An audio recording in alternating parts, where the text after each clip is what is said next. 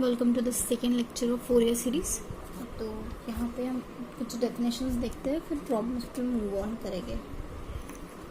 पहली डेफिनेशन है single valued function. Single valued function क्या होता है? जैसे सपोज हमारे पास एक फंक्शन है, ठीक है, ये फंक्शन है, ये फंक्शन का ग्राफ जा रहा है, पर जब आप वर्टिकल लाइन लेते हो और वर्टिकल लाइन लेने के बाद अगर आपको फंक्शन का एक ही पॉइंट मिल रहा है, तब हम क्या कहेंगे कि हमारा फंक्शन जो है वो क्या है, सिंगल वैल्यूड फंक्शन है। ठीक है, जैसे सपोज ये फंक्शन है, अब इस फंक्शन में ये तो फंक्शन भी नहीं है, बिकॉज एक वर्टिकल लाइन जब जा रही है तो आपको 2 पॉइंट मिल रहे हैं एक ही कर्व के। दैट मीन्स कि ये फंक्शन जो है वो है ही नहीं। फंक्शन कब रहता? जब हमको एक वैल्यू पे एक पॉइंट मिलना चाहिए किसी भी कर्व का। अगर वो एक वैल्यू मिल रही है, दैट मीन्स कि वो क्या है, सिंगल वैल्यूड फंक्शन है। जैसे यहाँ पे इस ग्राफ में जब हमें एक पॉइंट मिल रहा है, अगर जब हम एक्स एक्सिस पे एक पॉइंट चूज कर रहे हैं तो हमको कर्व पे एक पॉइंट मिल रहा है, दैट मीन्स कि ये सिंगल वैल्यूड फंक्शन है। ठीक है, और single valued function is a function that for each point in the domain has a unique value in the range. जो हमारा रेंज होता है, रेंज सेट, उसमें हमको एक यूनिक वैल्यू मिलना चाहिए। ठीक है, तब हम कहते हैं कि वो सिंगल वैल्यूड फंक्शन है। जैसे 1-1 फंक्शन जो होता है वो भी सिंगल वैल्यूड फंक्शन है, और many to one value function होता है वो भी सिंगल वैल्यूड फंक्शन होता है। अभी रेंज सेट आपको पता होगा क्या होता है करके। जैसे यहाँ पे अगर मैपिंग हो रही है एक डोमेन से कोडोमेन पे जो मैपिंग होती है, तो ये जो कोडोमेन होता है वो क्या होता है, रेंज सेट होता है ना। कोडोमेन जो होता है वो रेंज सेट होता है। तो यहाँ पे जब एक पॉइंट एक ही वैल्यू पे हमको रेंज सेट में एक ही पॉइंट अगर हमको मिलता है, तब वो क्या कहलाता है, 1-1 फंक्शन कहलाता है। और मैनी वन फंक्शन कब कहलाता है? जब बहुत सारे पॉइंट कोडोमेन के, डोमेन के जब बहुत सारे पॉइंट जो है वो एक पॉइंट पे लोकेट करेगा, तब वो मैनी टू वन फंक्शन होता है। यानी सिंगल वैल्यूड फंक्शन कैसे हो सकते हैं? दोनों टाइप के फंक्शन हो सकते हैं, या तो वो 1-1 होना चाहिए या तो वो मैनी टू वन होना चाहिए। मतलब क्या कि रेंज में जो है हमारे पास एक यूनिक पॉइंट मिलना चाहिए, तब वो क्या कहलाता है, सिंगल वैल्यूड फंक्शन कहलाता है। ठीक है, यानी अगर हम लोगों ने x में से कोई एक पॉइंट चूज किया तो हमको रेंज सेट में एक वैल्यू मिलना चाहिए, तो वो जो है वो सिंगल वैल्यूड फंक्शन कहलाएगा। ठीक है, तो ये सिंगल वैल्यूड फंक्शन की डेफिनेशन होगी। सिंगल वैल्यूड फंक्शन क्या कहता है कि रेंज में हमको एक ही वैल्यू मिलना चाहिए, तो वो सिंगल वैल्यू कहलाएगा। ठीक है, डिरिचलेट कंडीशन देखते हैं। डिरिचलेट कंडीशन क्या कहता है? Dirichlet condition work as the sufficient condition for the convergence of the Fourier series. ठीक है, फोरियर सीरीज कन्वर्ज कब करेगा, उसके लिए डिरिचलेट कंडीशन जो है वो इम्पोर्टेंट होती है। डिरिचलेट कंडीशन कब अप्लाई होती है? जब फर्स्ट पॉइंट क्या कहता है, F of x is defined in the interval -L to L and is single valued except possibly at a finite number of point in the interval. इसका मतलब क्या हुआ? पहला पॉइंट क्या कहता है कि भले ही हमारा इंटरवल -L to L हो, पर हमारा फंक्शन कैसा होना चाहिए, सिंगल वैल्यूड होना चाहिए, और कैसा होना चाहिए, पीस वाइज कंटिन्यूअस होना चाहिए, है ना। वो finite number of point in the interval, इसका मतलब ये है कि हमारा फंक्शन जो है वो पीस वाइज कंटिन्यूअस होना चाहिए। एक्सेप्ट पॉसिबल पॉइंट्स, यानी कुछ पॉइंट को छोड़ने के बाद भी वो फंक्शन कंटिन्यूअस होना चाहिए। दैट मीन्स कि हमारा फंक्शन कैसा होना चाहिए, सिंगल वैल्यूड और piecewise continuous. Second point क्या कहता है, F of x has period 2L and is periodic outside the interval. यानी क्या हमारा फंक्शन कैसा होगा, पीरियोडिक होगा, यानी उसका पीरियड 2L होगा, फिक्स्ड होगा, और 2L के बाद सेम फंक्शन रिपीट होगा।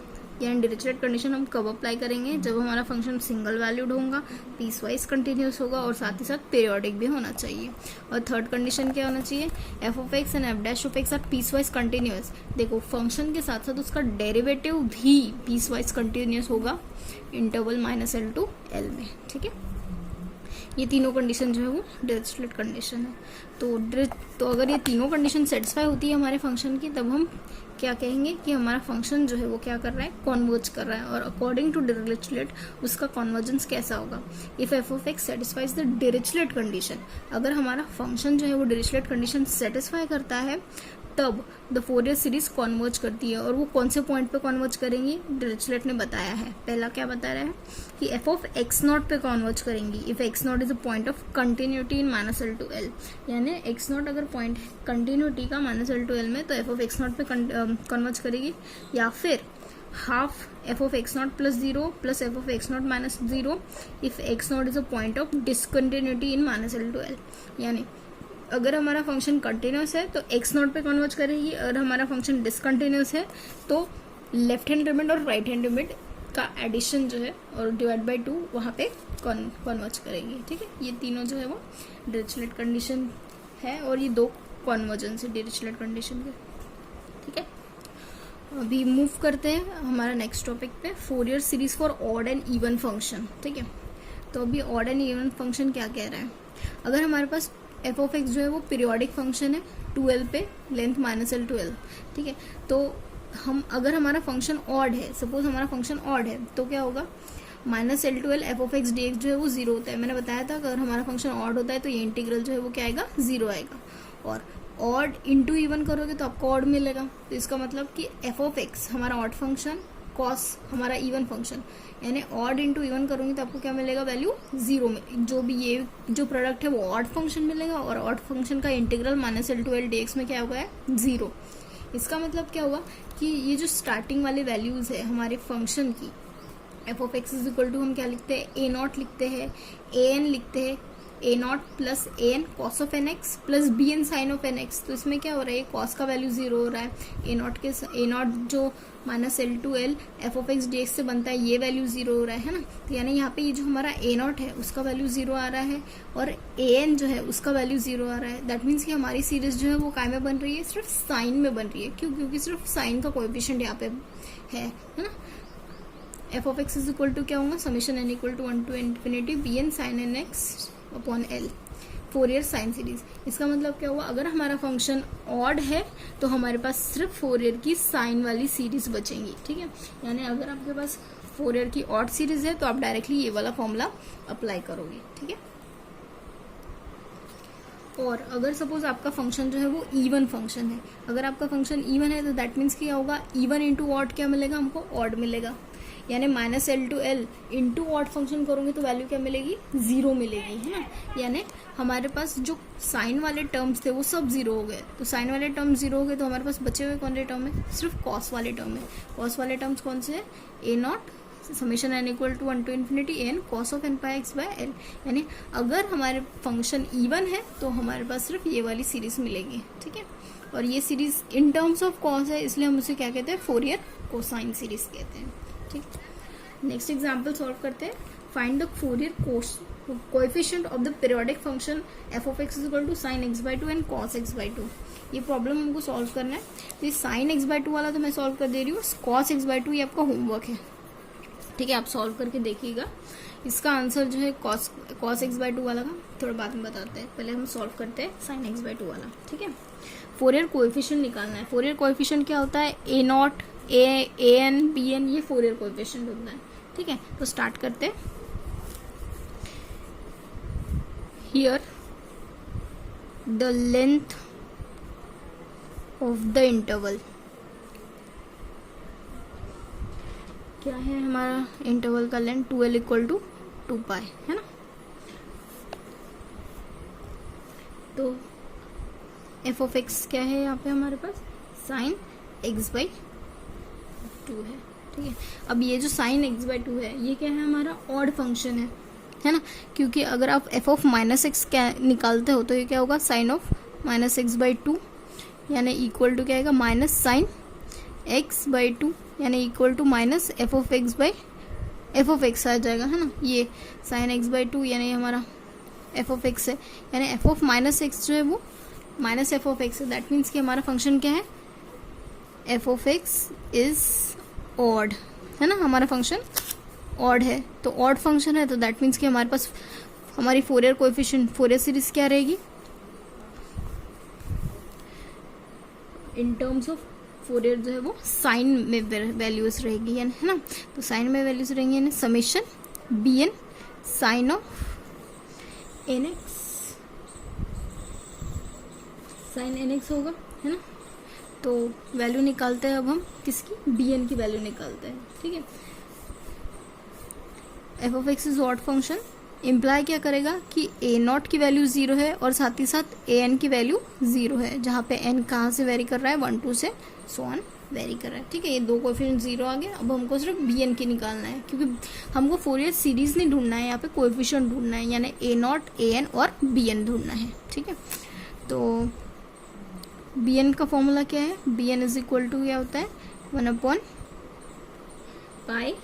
माइनस पाई टू पाई, है ना। माइनस पाई टू पाई के लिए ये वाला फॉर्मूला लगेगा, F of X sine N X D X होगा 1/पाई minus pi to pi. F of X क्या है हमारा, साइन x/2 है ना, और साइन एन एक्स है, डी एक्स है, ठीक है। तो अब हम यहाँ पे इसको सॉल्व करने के लिए हम लोग थोड़ा सा फॉर्मूला अप्लाई करेंगे। तो फॉर्मूला हमारे पास एक है कि अगर हमारे पास साइन ए होता है डॉट साइन बी होता है, यही फॉर्मूला हम अप्लाई कर सकते हैं साइन ए साइन बी, और यहाँ पे 2 चाहिए, 2 times sine A sine B is equal to क्या होता है cos of A minus B minus cos of A plus B. इस तरीके से हमारा फॉर्मूला होता है। तो ये फॉर्मूला हमको यूज़ करना है, तो हम क्या करेंगे 1/पाई 2 जो है वो मल्टीप्लाई करेंगे, सो दैट हम लोग यहाँ पे फॉर्मूला अप्लाई कर सके।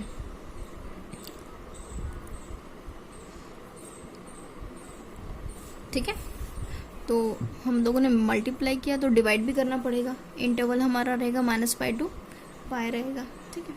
तो अब यहाँ पे 1/2 पाई होगा, ये वैल्यू -पाई टू पाई रहेगी। फॉर्मूला हमें अप्लाई करना है, यानी ये क्या होगा cos of N x minus x/2, फिर आएगा माइनस आएगा cos of N plus x/2, ठीक है। यहाँ पे dx लग जाएगा, ठीक है। अब आप इंटीग्रेशन इजीली कॉस पे लगा सकते हो, सिंगल फंक्शन है, आप इजीली इंटीग्रेशन लगा सकते हो, ठीक है। हमारा फंक्शन जो था वो क्या था, हमारा फंक्शन जो था वो ऑड फंक्शन था, ठीक है। तो ऑड फंक्शन था, तो 2/पाई। अगर मैं इंटीग्रल यहाँ पे 0 से पाई करती हूँ, मेरा इंटीग्रल -पाई टू पाई था, अगर मैं इंटीग्रल 0 to पाई करती हूँ दैट मीन्स कि मुझे यहाँ पे 2 मल्टीप्लाई, ये 2 टाइम्स 0 to पाई हो जाएगा, ठीक है। और अंदर वाला इंटीग्रल हमारे पास क्या बचा था, cos of n minus half x minus cos of n plus half X D x, ठीक है। मैंने इंटीग्रल जो है -पाई टू पाई से 0 से पाई किया है, सो दैट मेरा एफ ऑफ एक्स जो है वो क्या बचा 1/पाई बचा। अब यहाँ पे इंटीग्रल में सेपरेट कर सकती हूँ, 2/पाई cos of n minus half X D X रहेगा, ठीक है। यहाँ पे आएगा minus integral 0 to pi cos of n plus half D X रहेगा, ठीक है। एफ ऑफ एक्स 1/पाई, ठीक है। तो अभी ये जो कॉस का इंटीग्रेशन करेंगे हम, तो कॉस का इंटीग्रेशन करेंगे तो क्या आएगा, साइन आएगा, sine n minus half x upon n minus half, ठीक है। लिमिट लगेगी 0 to पाई, माइनस यहाँ पे भी क्या आएगा, sine n minus half X n minus half, limit क्या लगेगी 0 to पाई लगेगी, ठीक है। F of x is equal to 1/पाई, ठीक है। तो यहाँ पे क्या आएगा, जब हम पाई का वैल्यू पुट करेंगे, साइन 0 पुट करेंगे तो हमको वैल्यू 0 मिलेगी, पर जब पाई का वैल्यू पुट करेंगे तो वैल्यू हमें क्या मिलेगी, जब 0 पुट कर रहे हैं, पाई पुट कर रहे हैं तो वैल्यू क्या मिलेगी हमको -1 टू द पावर n मिलेगी, है ना, और -0 मिलेगा, अपॉन में आएगा n माइनस हाफ, ठीक है। ये हमने कहाँ से लिखा, since sign of n plus minus half जो है वो वैल्यू क्या होती है, minus of minus two the power n होती है। यहाँ पे अगर प्लस है तो यहाँ पे प्लस आएगा, यहाँ पे अगर नेगेटिव है तो यहाँ पे नेगेटिव वैल्यू आएगी, ठीक है। ये प्लस माइनस के अकॉर्डिंग ये प्लस माइनस रहता है, अब ये माइनस है तो इसलिए यहाँ पे माइनस लगा है, -1 to the power n as it is रहेगा, माइनस एज इट इज। यहाँ पे क्या आएगा, -1 to the power n n minus half minus 0 हम करेंगे, ठीक है। तो दैट मीन्स कि ये वैल्यू क्या आ रही है, F of x is equal to 1/π, ठीक है। तो ये वैल्यू क्या होती है, -1 टू द पावर n -1, यहाँ पे ये क्या हो जाएगा प्लस,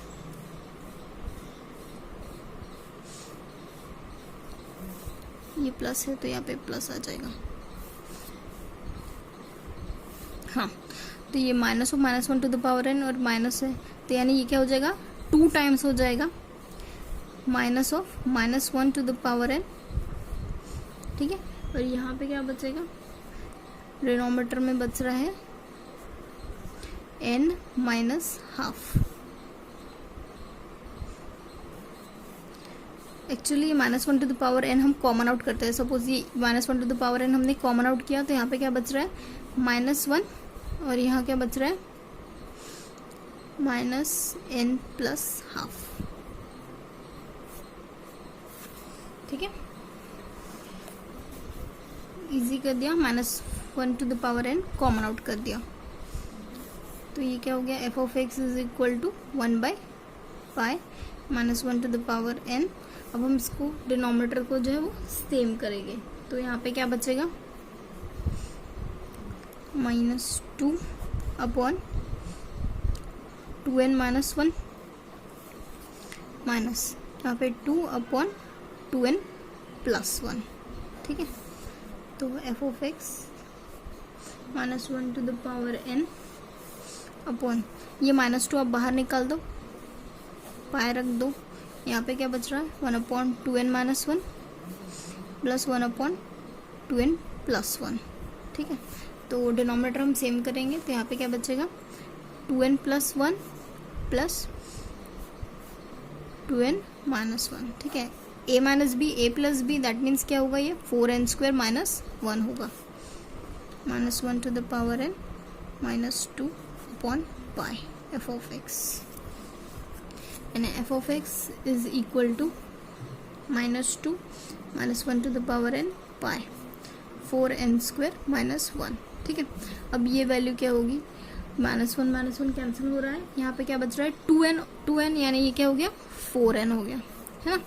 तो यानी ये इक्वल टू क्या हो गया -8n -1 to the power n upon pi 4n² minus 1, ठीक है। ये हमारा f of x totally at the end आता है, ठीक है।